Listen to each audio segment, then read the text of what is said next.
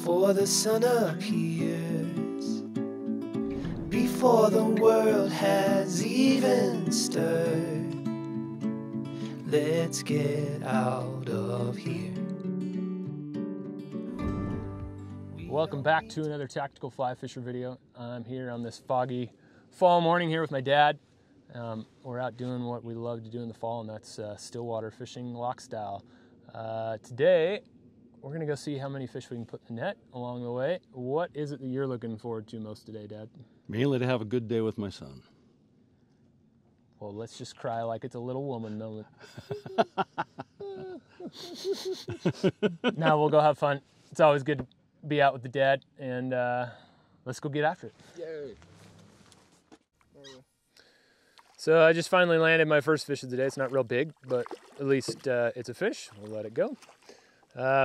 I had been kind of working some different slow retrieves with how flat the water is, thinking that was the way to go. But my last two casts, I made a cast, got it tight real quick and let it drop, and then just ripped it back. And I had 2 grabs and 2 casts, which I hadn't been getting hardly any before that. So I'll mess around, I think, now with some more fast retrieves. With the cloud cover, they might still be willing to chase. I guess it's not cloud, it's fog. But with the cover, they're willing to chase even though it's flat. Normally in really flat water like this, I find, you know, slower retrieves to be better. But with this foggy condition, maybe they want to chase. So let's see if that's the case. So Dad, was that a faster retrieve as well? Yeah, that seems to be, that's the sauce.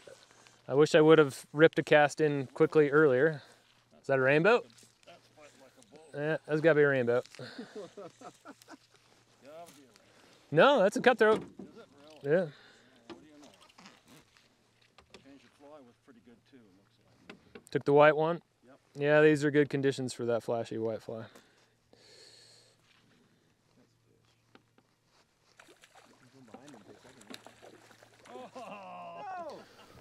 Had a little bit of a gap in action there, but same thing. I haven't, you know, a lot of times up here you can get fish on the paws and retrieves, and so I've been doing a bunch of fast retrieves, but doing an abrupt stop in the middle, and I haven't been getting fish to take. And on this fish, I just did the countdown a little bit for, you know, 5-10 seconds on the drop, because a lot of times we'll pick it up on the drop, but I haven't had them pick it up on the drop today. And then I started a steady, pretty fast retrieve with like about a 2-foot strip, and I grabbed it on about the 5th one. So it seems like steady and pretty quick is the way to go today. That's a pretty nice cutthroat right there.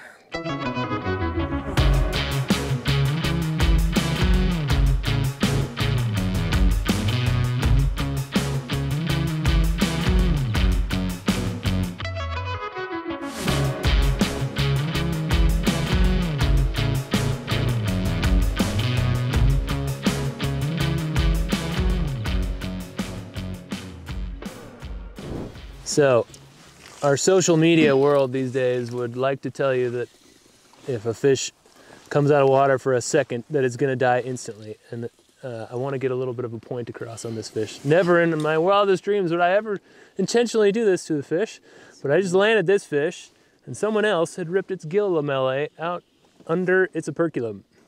It's still alive. Trout are a little more hardy than we give them credit for.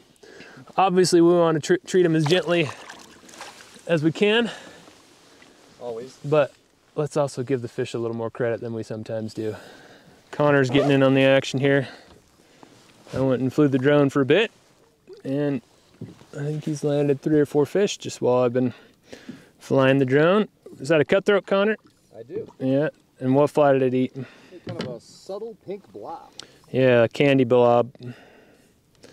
It's like a pale pink. Which chenille did you use? Flybox UK or Frozen North? I think that's Frozen North. Check out our wide array of Fritz and other chenilles at the fly shop. tacticalflyfisher.com. Yeah, that's a Frozen North chenille. They're jelly. It's amazing all the colors they have, isn't it? My stars. All right, show me the fish. Show me the feet. Another beautiful cutthroat. All right, bye-bye. Shoo. Back from whence he came.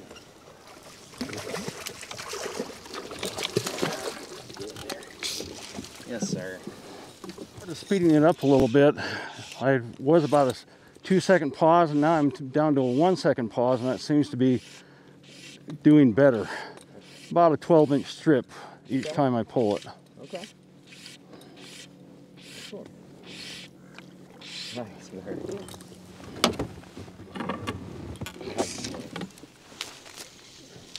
So obviously, as you can see, the sun has burned the fog off, and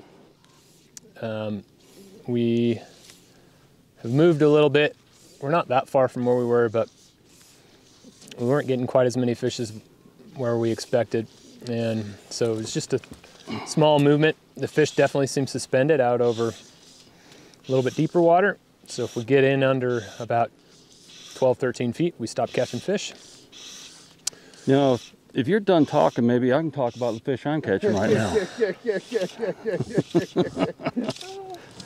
Oh boy. All right, Dad, tell us how you doing it. Tell us how you're doing it. Same way I did last time, about a 1-second pause in between each strip, about a 12-inch strip. That's 3 fish in 3 casts. Boy. So Not a man now. I'll take that. Absolutely. Oh, get over here. There we go. Nice work. All right. So, as I was saying before, my dad decided that what he was saying was more important. Oh, poor boy. We've got sunny weather now. So the fish are a little bit, there we go. They're a little bit cagier. My dad's doing pretty well with that steady strip. I've been doing a little better ripping it, but then letting it pause for a second. And they're kind of hitting on that drop. So the opposite of earlier for me, now that we got sun. Still the same line. We've tried a few lines, type 3s, intermediates, midge tips. The type 5 has been the best so far. Definitely has been the best. And lots of different flies have worked. Connor, while I was filming just a second ago, he caught quite a few fish in a short amount of time on a candy colored, just kind of a pale pink colored foam butt blob, the foam arse blob. Then this one right here took a polar humongous, which is just a humongous, but with UV polar chenille for the body, so silver and black. So not a terribly big fish here, but like I was saying, type 5 for most of these. Just trying to mix up retrieves and find what works best. See you later. And it seems to be a little bit different for both my dad and I right now. The fish are fairly high in the column overall, but we're still fishing DI 5s or type 5s. The water temp, what is it, Connor? Is it? Water temp is 46. Yeah, 46. So, you know, we're late fall. The lake's pretty much isothermal, meaning that it's about the same temperature everywhere. It's not stratified, so the fish have no thermal reason to be up or down. It's more about where they find food and where it's easiest for them to find food, which right now they're mostly eating Daphnia or zooplankton. There's really no hatches that are going on. So we're not playing a match the hatch, you know, chironomids under a midge tip or whatever game.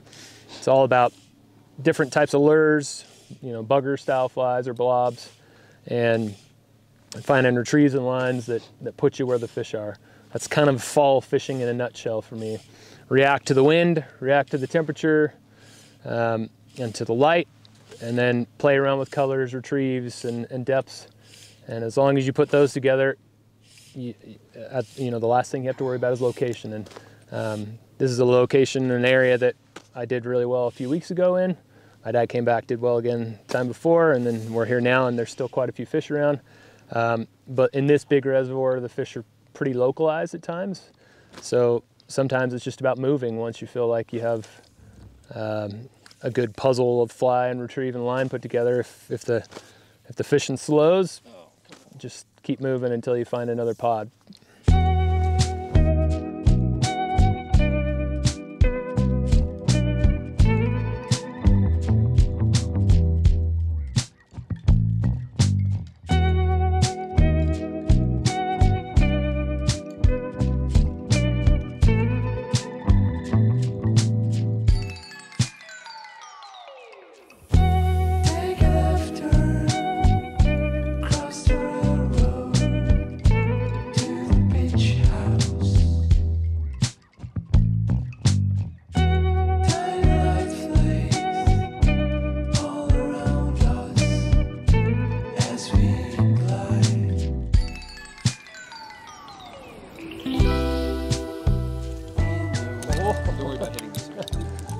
one there.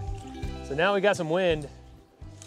The wind direction totally switched on us, and it's a lot faster than it was before. It's pretty rare that you get a totally calm day on this reservoir, so I was surprised how long it had been calm earlier. But the wind has finally arrived, and it's good that we've got some faster lines, because that makes it so we don't have to wait as long for them to get to proper depth. So we still both have type 5s on. And under this chop, they want a little quicker. We've already landed, I don't know, 3-4 fish just in the last 5-6 minutes while right after the wind kicked up. And I'm making a cast, still fishing the drop for 5 to 10, 15 seconds, keeping it tight with a little bit of a hand twist as I do that. And then just going into, oh gosh, missed another one. And missing fish. Going into a pretty quick strip retrieve, so just strip, strip, strip, strip, strip, strip, and getting grabs that way. With the wind like this, they tend to like it fast anyway under a wind, but they've already been wanting it faster today. So, Why do they like it faster under the wind? well, under a big chop, they're just more willing to chase. So that light is refracting everywhere, and so as they see that fly streaking by, it's kind of like being in pocket water or a riffle in a river. If the fly's going by quickly and they don't get a very good look at it, then they're going to chase it down and make a split-second decision whether to eat it or not. So under a big wind, it's the same principle. They're feeling more comfortable anyway, because they don't feel like they're as exposed to ospreys and raptors, so they're usually more willing to chase. But then when that fly's going away quick, they'll commit better under that wind on fast retrieves typically than they will under calm wave. So my retrieve speed also needs to pick up because the boat's drifting. We're fishing lock style here. So I have more slack building up in between each strip than when the boat isn't moving. Your retrieve speed varies with the wind speed? Yep. Wind speed is definitely a big variable that I vary my retrieve speed by. Slow, very little wind, darn slow retrieve. Well, like we saw earlier today, yes, okay. In general, I'll tend to retrieve slower under calm conditions, but today, they didn't want it slow. They wanted it moving at least a little bit, no matter what the wind has been like, because they're just kind of in a chasey, grabby mood today. You have to figure that out. So you have to experiment. Experimentation. Like but in general, faster wind, faster retrieve.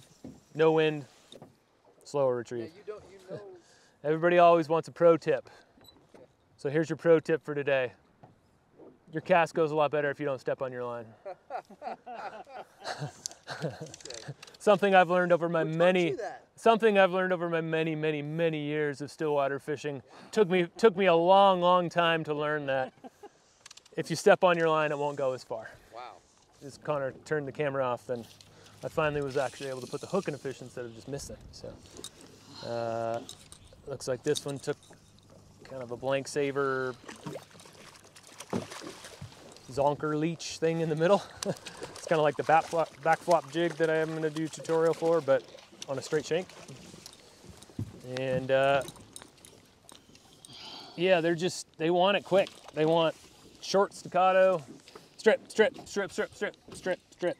They want it moving under this wave, because if I tried to go slow or have long pauses, it wasn't happening, or I'd miss them. They just wouldn't commit. But as soon as you really make them chase, then that's what you get. See you later, fish. Here are the bugger and or zonker style patterns that we've been fishing today. So we have just the silver and black polar humungus right here.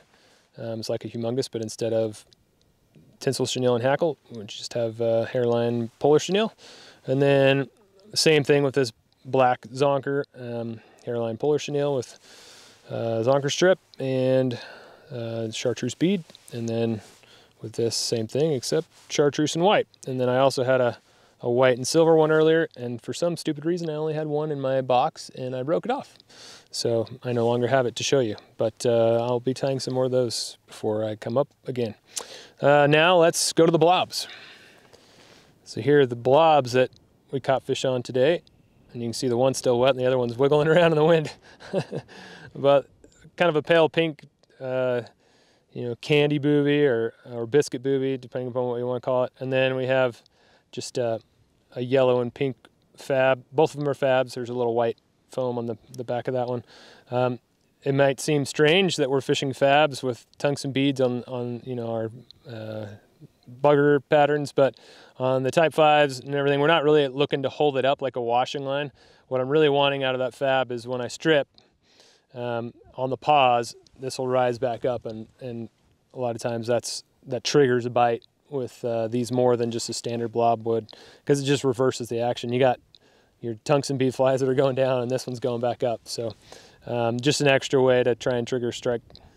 So we've had a fun day of stillwater fishing here. It's late October, and like a lot of times, the fish have mainly been eating Daphnia, no hatches, so it's been kind of a poling game, just kind of pulling lures all day. So today we had pretty different conditions throughout the day. We started with foggy weather, and we could hardly see in front of the boat at all when we were driving out the dock this morning. Tried not to hit a couple pontoon boats that waved at us early on. Then we had sunny but totally flat calm for a good chunk of the day, for a lot longer than you often have at this reservoir. And then the last little bit, we've finally had some wind. And on the other side of this bay, where it's away from the bankaways, we had a lot of wind. Yeah. So in each of those condition changes, we had to respond a little bit to try and stay in the fish. Overall, we found that even in the calm conditions today, they didn't want it really very slow. And really a type 5 line was the way to go today. We fished intermediates, we fished type 3s, we fished a midge tip. Both of us fished a midge tip, and it was not good either time that we fished a midge tip. Which oftentimes it is up here when it's calm. Yeah. But today they wanted it moving. So it was just a matter of experimenting. We knew where some pods of fish were from previous trips, and so we knew as long as we stayed there, or at least in the general area, that there were fish there to be caught. We just had to adjust retrieves, lines, flies. That's just stillwater fishing in general. If you want to catch fish, you have to experiment and just try different things. Sometimes the preferences of the fish switch, but also the conditions do. And if you just stick with the same program, even after the conditions have changed, then there's a reason why you're scratching your head when you stop catching fish, when you could be trying to adapt somehow and make it happen. So anyway, we hoped you enjoyed this day of stillwater fishing here in the fall. It's one of our favorite things to do this time of year. And if you need any help with stillwater questions, etc., you can either drop them in the comments below or send us an email at our shop address at the bottom of our webpage, and that webpage is tacticalflyfisher.com. You can come on over, and we've got whatever you need for fly tying or fly fishing, whether it be on the lake or on the river. And while you're at it, if you like this video, please give it a thumbs up and subscribe to the channel. It really helps get the videos out there and help more people see them. Well, thank you for watching, and good luck next time you're on the water.